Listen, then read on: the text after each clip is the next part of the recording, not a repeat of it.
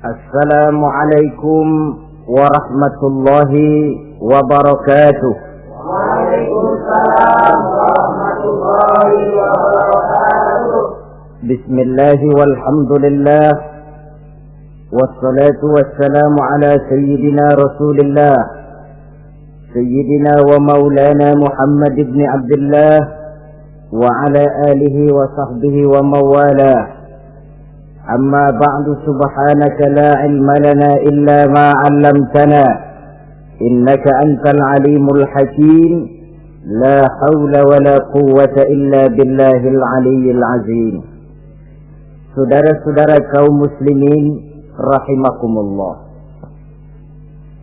ada 3 perintah Allah yang berangkai dalam Al-Quran yang menurut para ulama tidak diterima yang satu apabila yang lain tidak dikerjakan. Di antaranya ayat aqimus shalah wa atuz zakah.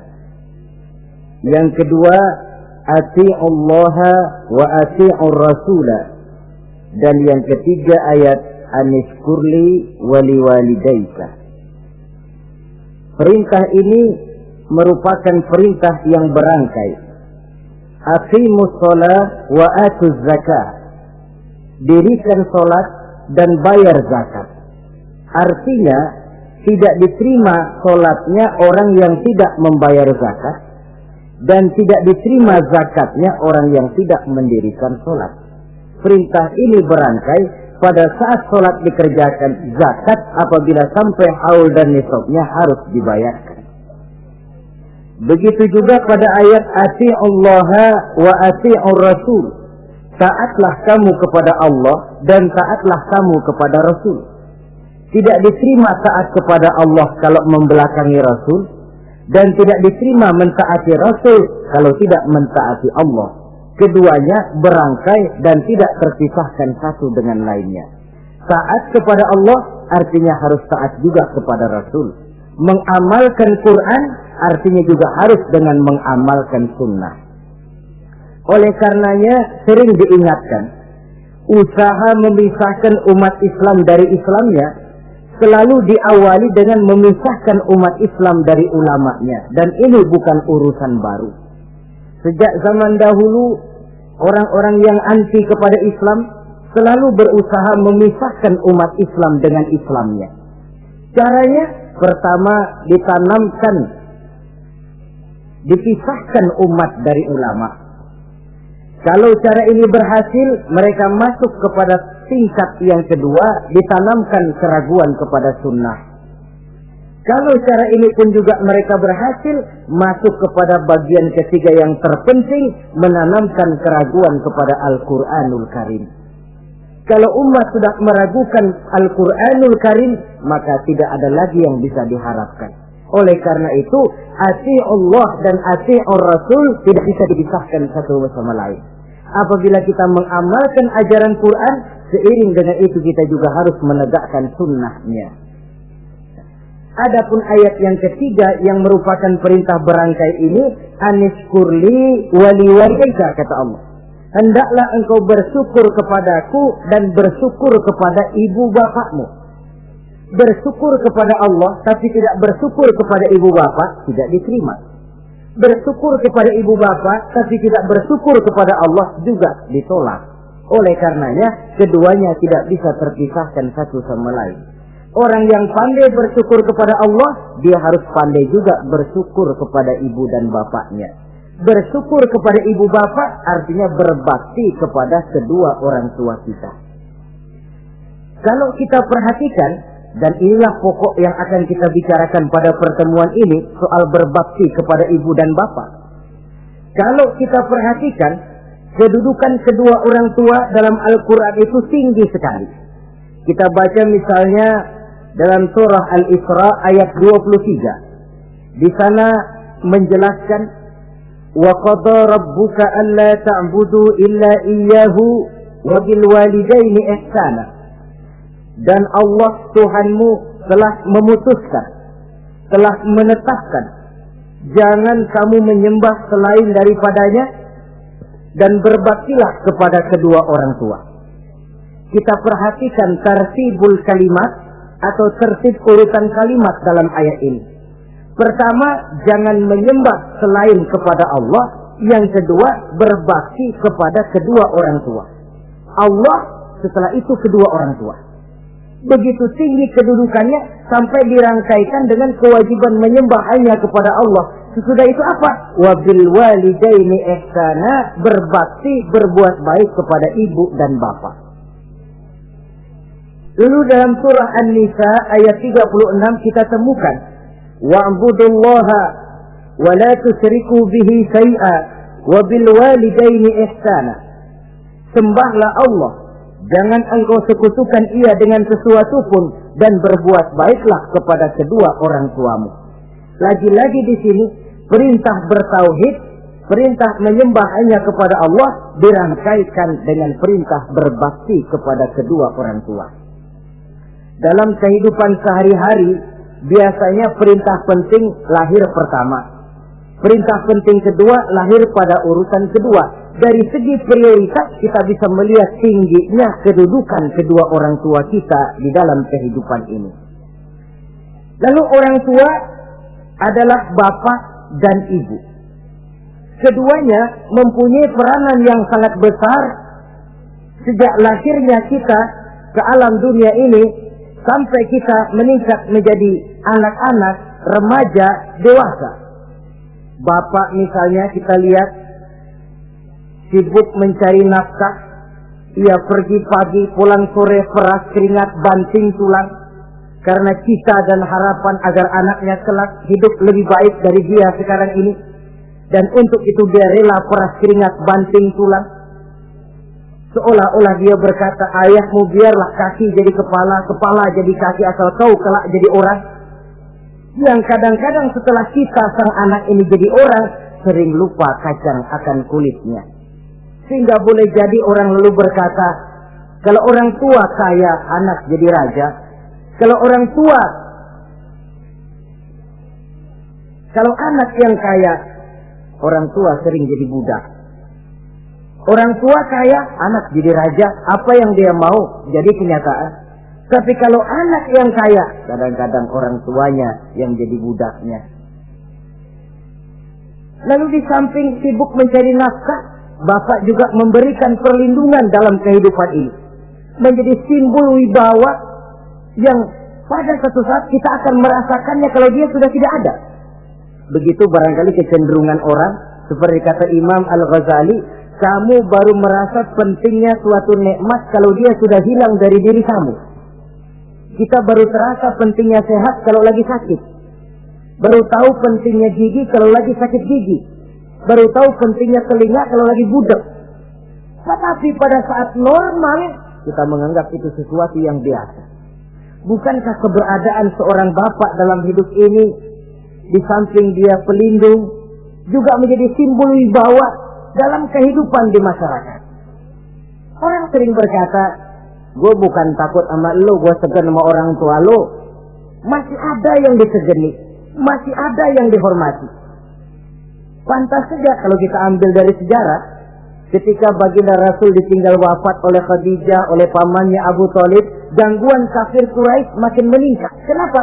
Kemarin-marin mereka mau menghadang Nabi, mau menghantam Nabi, masih mandang Khadijah binti Khuwailid, seorang bekas janda bangsawan. Mereka masih memandang Abu Thalib, orang tua yang disegani. Sekarang dua-duanya sudah tidak ada, apalagi yang mau disegani, hantam saja sudah Muhammad. Itu pun dirasakan oleh pribadi Nabi kita. Saudara-saudara kaum muslimin, apalagi yang namanya ibu, dia lebih banyak menangani kita. Pantas kalau Rasul satu saat ditanya orang, ya Rasul, siapa sih yang paling harus saya taati di dunia ini? Ibumu. Lalu siapa lagi ya Rasul? Ibumu. Kemudian setelah itu siapa ya Rasul? Ibumu. Setelah itu siapa ya Rasul? Bapakmu.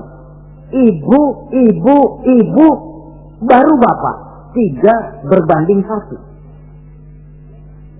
Kenapa harus begitu? Kita lihat. Pertama yang namanya ibu, sejak proses kehamilannya sudah istilah Quran amalathu wahnan ala wahnin. Dia mengandung kita dalam keberatan yang bertumpuk di atas keberatan. Berat kuadrat. Bahkan sebelum itu, sejak ngidam anaknya, ibu kita itu sudah kita siksa. Yang kepengen dimakan, yang bukan-bukan. Muntah, nggak karu-karuan. Keinginan yang tidak musim. Sampai ketika terjadi proses kehamilan. Dari hari ke hari hamilnya makin lama, makin berat, makin lama, makin besar.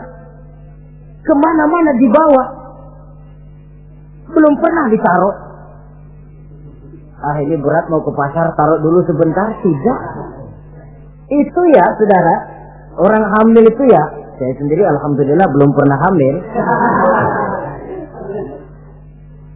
Tapi kalau kira-kira 2 kilo, itu ada itu. Umpama pengen ngerasain, cari kelapa yang beratnya kira-kira 2 kilo, gantung di perut kemana-mana bawa. Apa enak kayak begitu? Kehamilannya makin lama makin besar, makin lama makin besar. Tidurnya pun sudah serba sulit dan serba salah. Sampai dia kepada saat kelahirannya, saat melahirkannya, berhadapan dengan 2 pilihan. Kalau tidak hidup, mati. Dan seorang suami tidak pernah menghadapi saat-saat kritis macam gitu. Paling-paling waktu istrinya melahirkan, dia cuma nungguin di depan pintu. Bingung, gelisah, tapi masih sempat ngerokok. Si istri sudah pasrah berhadapan dengan kalau tidak hidup, mati. Saudara hadirin yang saya hormati, dalam pilihan itu dia lahirkan anaknya sealam ini. Dan maha adil Allah. Andai kata pun seorang perempuan salah dalam perjuangan ketika melahirkan anaknya, dia meninggal, dia mendapat pahala seperti orang yang mati syahid.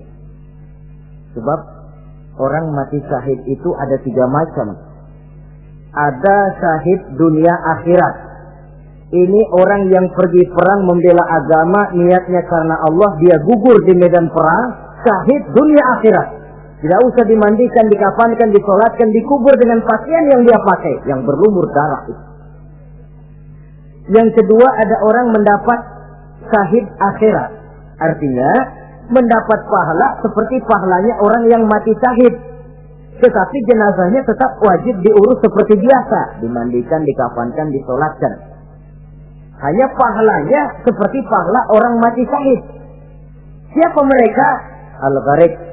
Orang yang mati tenggelam, kelelep di kali, itu mati syahid, syahid akhirat. Apalagi sahibul hadmi, orang yang tertimpa benda keras secara mendadak, mati syahid, syahid akhirat. Di dunianya tetap wajib diurus seperti biasa. Saudara lagi jalan enak-enak ketiban batu 2 ton. Mati, mendapat pahala syahid, syahid akhirat. Tapi jangan diniatin. Kalau diniatin, saya mah pilih kelelep aja dah. Lalu nyebur ke kali, mati, syahid. Tidak. Konyol malah itu, bunuh diri namanya. Nah, di antaranya yang mati syahid itu perempuan yang meninggal pada saat melahirkan anaknya. Tapi masalah kita dalam pilihan antara hidup dan mati, dia lahirkan anaknya sealam ini. Lalu proses mengasuh dan membesarkan lebih banyak sang ibu ketimbang sang bapak. Tengah malam, bapaknya sudah asyik tidur lelap. Si ibu masih saja berkutat dengan anak bayinya. Dibungkusnya pakaian, si anak pun pipis digantinya itu. Setelah itu dijaganya juga dari gigitan nyamuk. Sehingga pepatah bilang kasih ibu sepanjang jalan, kasih anak sepanjang galah. Ini berarti bahwa bagaimanapun upaya hendak menebus jasa daripada ibu, memang sulit untuk tersebut. Oleh karenanya saudara-saudara, pantas saja kalau Nabi sampai 3 kali ibumu, ibumu, ibumu, setelah itu bapakmu. Nah, oleh karenanya apa sebenarnya kewajiban seorang anak kepada kedua orang tuanya? Dengan kata lain, bagaimana kita berusaha untuk berbakti kepada ibu bapak ini? Di dalam kitab Tanbihul Ghafilin ada dijelaskan lil walidi 'alal waladi asharatu huquqin. Orang tua mempunyai 10 hak terhadap anaknya. Dengan kata lain, kewajiban anak kepada orang tuanya ada 10. Pertama, at-ta'am in ihtaja. Memberikan kedua orang tua makan kalau dia keduanya memerlukan makanan. Malah yang lebih ideal dia usahakan agar makanan yang diberikan kepada kedua orang tuanya lebih baik dari yang dia makan sendiri. Kita kadang-kadang beli juga kue, buahan, tapi kita sortir dulu. Rambutan yang kontet-kontet kasih babak sono. Saudara hadirin yang saya hormati, suatu saat Nabi Musa pernah memohon kepada malaikat Jibril, "Ya Jibril, tolong tunjuki siapa kira-kira teman saya di surga nanti." Lalu Jibril mohon kepada Allah, Allah memberitahu Jibril kasih tahu Musa, temannya di surga nanti tukang daging di pasar, jualannya di pojok ano, parasnya begini-begini, semin. Nabi Musa ingin tahu apa keistimewaan tukang daging ini, kok akan jadi teman saya di surga nanti. Dia samperin, "Assalamualaikum." "Waalaikumsalam." Lalu kenalan. Setelah datang waktu pulang, Nabi Musa ikut ke rumah tukang daging ini. Diambil daging, sampai di rumahnya, itu daging dia rebus. Dia rebus, matang, dia hidangkan kepada ibunya yang sudah tua renta. Disuapinya ibunya. "Tiap hari kamu kerjakan ini?" "Tiap hari," kata si anak tadi. "Saya beri makan kedua orang tua ibu saya yang sudah tua renta itu." Si ibu setelah disuapin oleh anaknya berdoa, "Allahumma ja'al ibni jalisa Musa fil jannah." Ya Allah, jadikanlah anak saya ini teman Nabi Musa di surga nanti. Amalan si anak cuma nyuapi ibunya, tapi doa ibunya itu yang dijawab dan diterima oleh Allah. Si ibu berdoa, "Ya Allah, anak saya ini jadikan teman Nabi Musa di surga nanti." Allah kabulkan doa ibu yang tiap hari disuapi diberikan makan oleh anaknya. Jadi taruhlah kita sebagai anak ini, ibadah kita barangkali menyebabkan doa kita belum begitu diterima oleh Allah. Permohonan kita barangkali masih nyangkut di langit. Tapi jikalau kita bisa menyenangkan hati ibu bapak kita yang mendoakan kita, insya Allah makbul. Sebab orang tua itu doanya makbul, sumpahnya juga manjur. Kalau ibu sudah berkata, "Nak, air mata yang tertumpah terurai untuk mengasuh dan membesarkanmu, nak. Air susu ibu yang kau minum sampai kau tumbuh menjadi dewasa semacam ini, seluruh cucuran keringat dan jerih payah ibu rela, nak. Mudah-mudahan kau jadi orang berguna. Insya Allah hidup ada berkahnya." Tapi kalau hati orang tua sudah masgul, apalagi sampai keluar sumpahnya, banyak legenda-legenda, entah itu yang namanya si Malin Kundang, anak durhako, entah itu riwayat-riwayat lain yang menjelaskan bahwa tidak ada keberkahan yang bisa tegak tanpa doa dari ibu dan bapak. Saudara-saudara kaum muslimin yang saya hormati, memberikan makan kepada kedua orang tua. Sekarang kalau kedua orang tua mampu bagaimana? Tidak jadi soal. Tidak jadi soal orang tua mampu atau tidak kita memberikan, mengirimkan makanan. Apalagi kalau orang tua kita sudah lanjut usianya. Iyalah kalau umur 40-50 tahun masih bisa makan sendiri. Tapi pada saat saudara yang berbahagia dikaruniai orang tua berumur panjang, 70, 80, 90 tahun, sesuai dengan janji Allah, "Wa man nu'ammirhu nunakkishu fil khalqi." Siapa yang kami panjangkan umurnya, kami kurangi bentuk kejadiannya. Artinya berkurang nikmat Allah itu. Panjang umur, nikmat berkurang. Artinya mata sudah lamur, pikiran sudah rada pikun. Nunakkishu fil khalqi. Berkurang kejadian asalnya itu. Kesempurnaannya sudah tidak ada lagi. Mengurus orang tua macam begitu memang kalau nurutin pegelnya ya makan nasi. Kadang-kadang karena pikun pagi-pagi pengen kita beli es puket. Makan. Lagi zaman susah tukang bubur kepengen makan bubur. Tapi di situ ujian. Begitulah dahulu orang tua kita melayani kita dikala kita belum masih merah, belum bisa berbuat apa-apa, belum punya pilihan. Tapi mereka sabar, mereka ikhlas. Tidak sabarkah kita?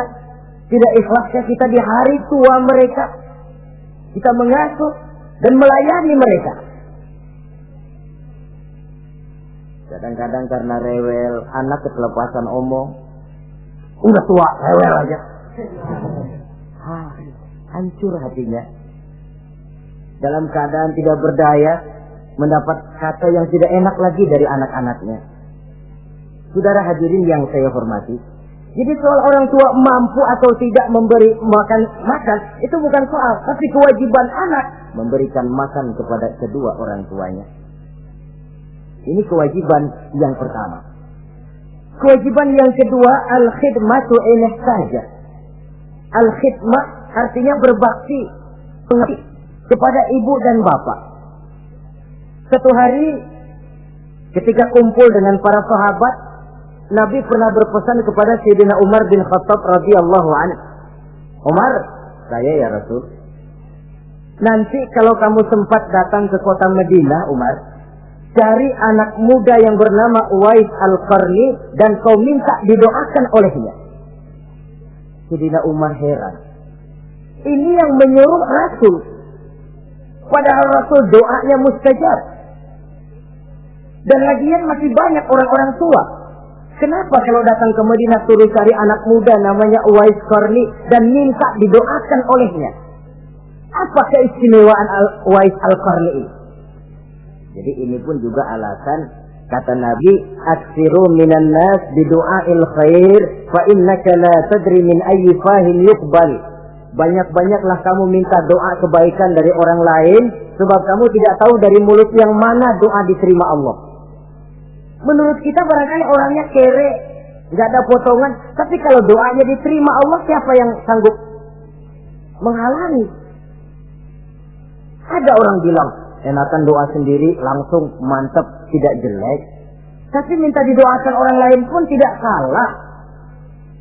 Saudara-saudara yang saya hormati, kadang-kadang tukang minta-minta pengemis datang ke rumah. Kita kasih 100 rupiah, lalu keluar doanya kan, mudah-mudahan rezekinya bapak lancar dan segala macam.